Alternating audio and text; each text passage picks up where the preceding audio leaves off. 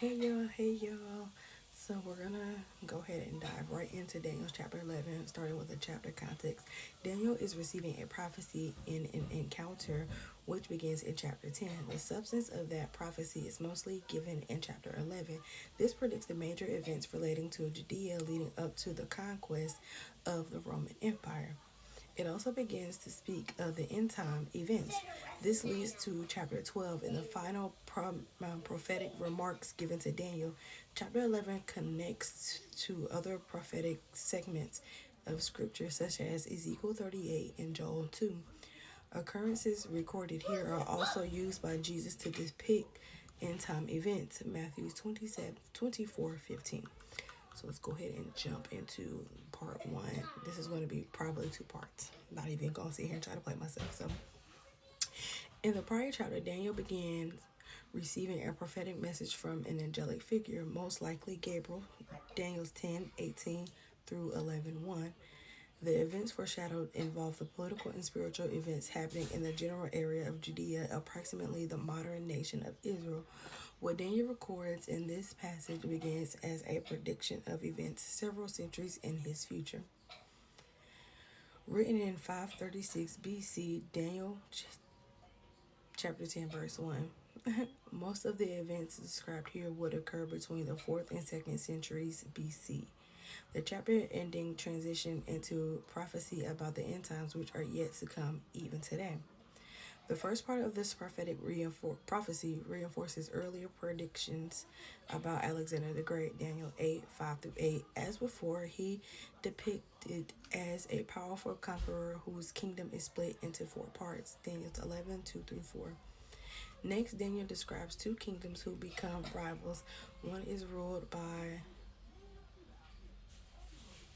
Ptolemy the First, Soter of Egypt in the south. The other is the Seleucid Empire in the north, first ruled by Seleucus the First, Nicator.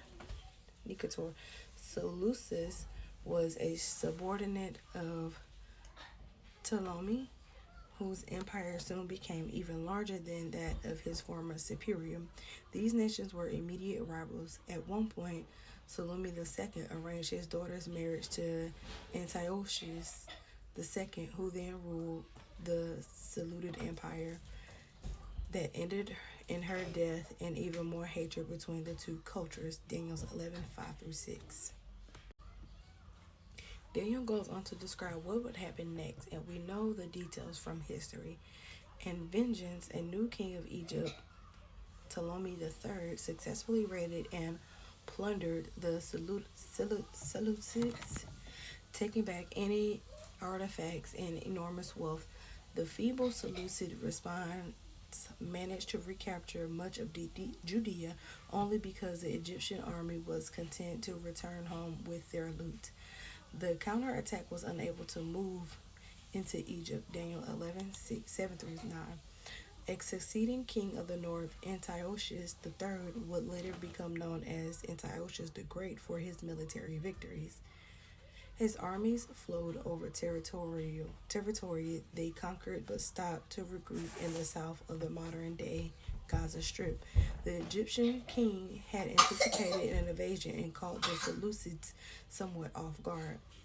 At the Battle of Raphia, thousands of Seleucid troops were killed. Later, however, Antiochus would return with an even larger force. Daniel's 11:10-13. When Antiochus renewed his attacks on Egypt, he did so with new allies, including Macedonia, and many Israelites who believed their cooperation would earn them independence. In retaking most of Judea, Antiochus also captured the well-defended city of Sidon. Some Egyptian armies were entirely eradicated. Seeking to pacify and control Egypt, Antiochus negotiated for his daughter to marry the Egyptian king. This did not last long. Antiochus then attempted to conquer by sea, only to be stopped by the Northern Roman Empire. Not long after, Antiochus III would die. Daniel 11:14 through 19. Antiochus III, initial successor, levied heavy taxes. He was replaced through illegitimate means by Antiochus IV Epiphanes, who worked heavily in intrigue and bribes. Antiochus IV had many military victories against Egypt. Among these was a successful ambush of an attempted invasion.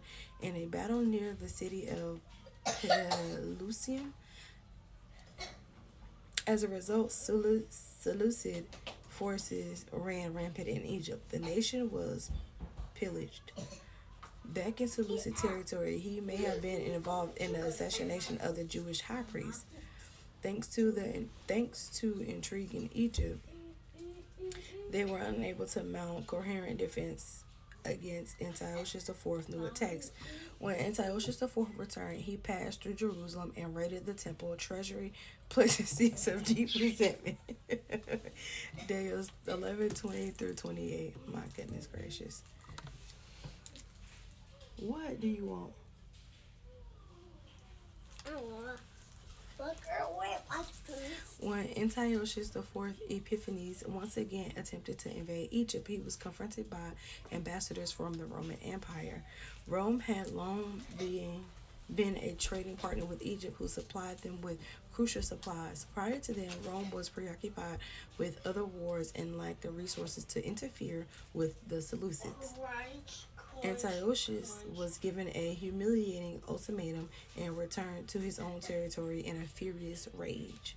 At the time, he heard news of unrest against his rule in Jerusalem. His response was horrific. Daniel 11:29 through 30. Antiochus IV Epiphanes sought to erase Judaism from Judea. He outlawed crucial practices such as dietary laws, Sabbath keeping, and circumcisions. He violently persecuted those who resist, but gave a reprieve to those willing to abandon their historical faith to worship pagan gods. In a calculated, spiteful act, Antiochus sets up a pagan altar in the temple and used it to sacrifice an unclean pig. This defiled the sanctuary and humiliated the entire Jewish nation. This act is referred to as the abomination of desolation, or the abomination that makes desolate. It was mentioned by Jesus in connecting Daniel's prediction of Epiphanes to similar events in the end times. Matthew 24:15. This sparked the Maccabean revolt, which caused terrible mayhem but eventually restored the temple. The final verse of the prior section, Daniel 11:29 through 35, uses language that could be applied both to the events in Maccabean revolt and what is expected to occur in the end times. The end times are the last parts of history before God's final judgment on sin. Starting in verse 36, Daniel's description looked much further in the future. An arrogant, blaspheming leader will deal in wealth and bribery. He will be aided by some foreign power. Scholars differ on the identity of this king, with some identifying him as the second beast of Revelations, which is Revelations 13:11 through 17. The ruler will redistribute territory on earth according to his corrupt schemes. Daniel 11:36 through 39. Okay. That's all I got for part 1. You're going to have to move it on to part 2.